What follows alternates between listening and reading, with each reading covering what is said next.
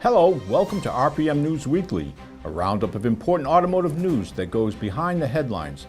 I'm your host, Rich Tabor. A global leader in electric vehicle sales, Nissan has played a prominent role in growing the number of EV fast charging stations in the United States from 250 stations in 2013 to an anticipated 2,000 stations by 2017. An example of this leadership can be found in the recent announcement of Nissan's partnership in Drive the Arc, a corridor of EV fast charging stations planned to span from Monterey, California to Lake Tahoe. The aim is to make it easier for long-distance EV traveling while studying use and driving patterns by way of a smartphone app designed to enhance the user's charging experience. The Drive the Arc corridor enhances the existing EV infrastructure Nissan has supported as part of its No Charge to Charge promotion. This past week, RPM News Weekly had an opportunity to speak with representatives from Nissan who were on hand in Middleborough, Massachusetts, at the headquarters of the New England Motor Press Association. Nissan's Dan Passe and Kurt Rosolowsky were on hand as part of a Year of the Truck promotional tour for the company. Featured in the following interviews are discussions of Nissan's role in advancing EV adoption and a rundown of what makes the all-new Rogue Hybrid unique. I'm here at the Nemper Garage in Middleborough, Massachusetts with Nissan. Nissan has staged an event here this evening, and I'm talking with Dan Passe, Nissan Public Relations. Got a few questions. Very nice to have you here tonight, Dan. Thank you for coming out. We really appreciate you spending the time with us.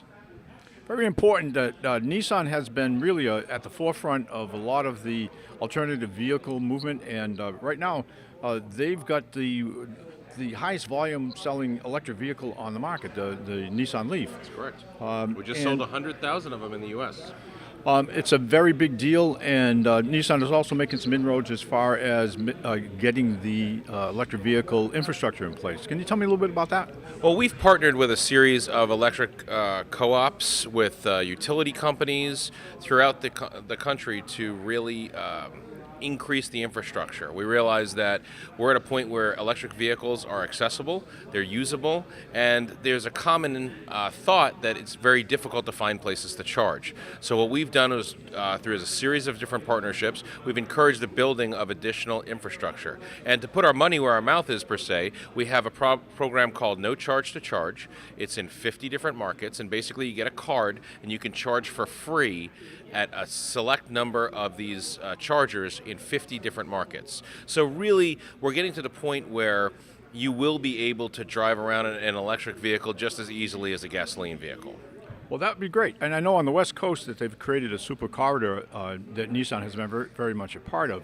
Do you think the Northeast here will benefit from that as well, that a collaboration whereby we'll have a number of, an effort to make a number of charges available so you can travel, let's say, from Boston to Washington, D.C. and not have a problem getting charged up? I definitely see that as the future. We're already really close to that point. If you drive from Boston to D.C., there's a series of places where you can charge. I think that these corridors and the infrastructure keeps getting bigger and bigger and better, and people are understanding and really using electric vehicles like they're intended to be used, as vehicles, as cars.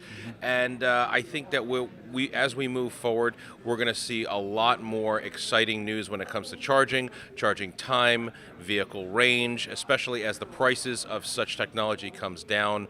You'll see a lot more adoption. Well, yeah, that's good. And in that sense as well is that as we see the infrastructure developing, we also see, and you hinted at that the charging, the duration that you can, the length of the drive, the duration of the charge, all that is working in the consumer's favor. Yes. Right now, Chevrolet has introduced the Bolt, which has a 200-plus mile charging range. Is there any threat to Nissan's Leaf because it does not have a 200-mile range, or are you planning something down the road where you'll be at that same level? I would say that the targets set by Bolt, they have a 238-mile range. We're very familiar with it. And we congratulate them. We congratulate them for joining us in the electric car world. And certainly wish them the best of luck. I say that definitely stay tuned for future Nissan news when it comes to what the next Leaf or other electric vehicles may be like. But would it be a threat to us? It's difficult to say. They operate in a slightly different price area than we do. We have a 107-mile range with a 30 kilowatt battery, and for most people, when their average commute is under 30 miles per day, ours is a very appropriate and engaging solution. I'm actually personally on my third Leaf, and it's just so efficient, and it's such an interesting and better way of doing things for a commuting vehicle. I definitely would encourage it, and there also happen to be a lot of fun to drive. Because as you know, torque is what makes you push you back in your seat, and electric vehicles have 100% of torque at 0 RPM. There's no waiting. There's no power waiting. You are there and you are on it.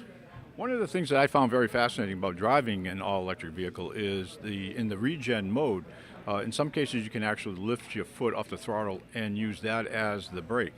The Nissan Leaf handles the same way? Yes, it does. We call that one-pedal driving. There are vehicles, a few different ones that will regen the batteries a little bit while you're under braking. Our new Rogue Hybrid will do that. But the Leaf definitely will.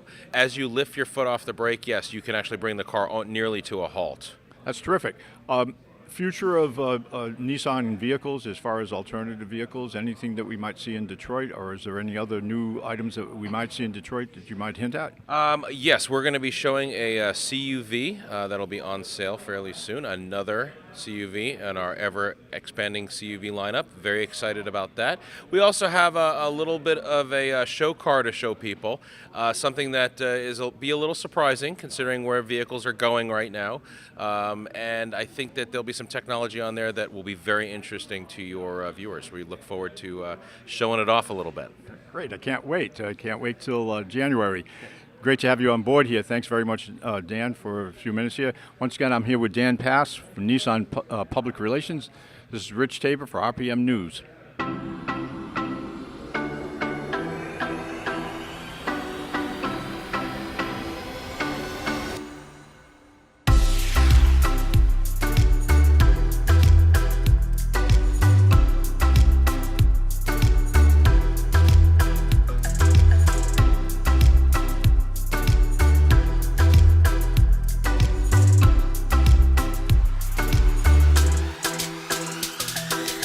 I'm speaking with Kurt Rosolowsky, product planning specialist with Nissan. And I've got a couple of questions about the Rogue Hybrid, which we happen to have had a chance to drive here tonight.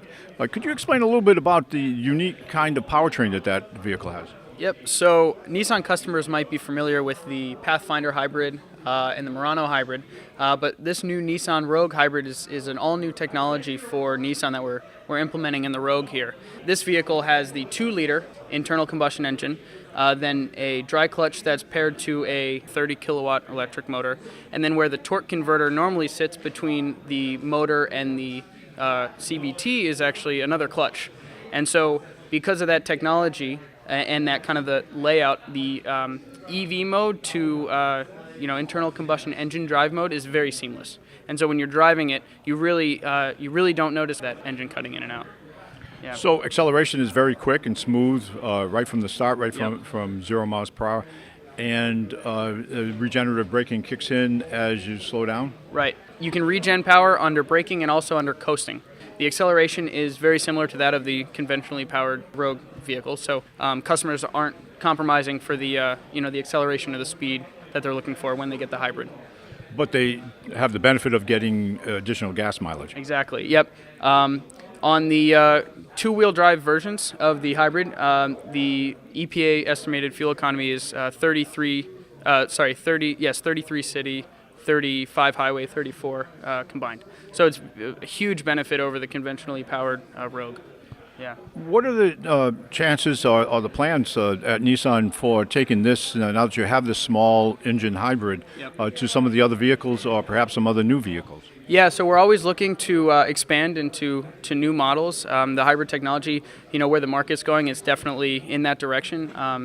Alternative fuel sources, stuff like that. So we're always listening to customers, for feedback. We're always looking at market opportunities, and that's the reason why we put this hybrid into this Rogue, is because right now our only major competitor with a hybrid offering is Toyota RAV4. So we saw that opportunity. You know, the customers were really looking for a hybrid version of a vehicle in this C-SUV segment.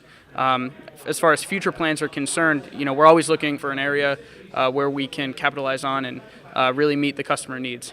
Well, it's a great looking vehicle, and I'm sure that it will have lots of appeal in the marketplace. It's great talking with you, Kurt. Thank you very much. Thank you for watching. I'm your host, Rich Tabor. Tune in next week for another edition of RPM News Weekly.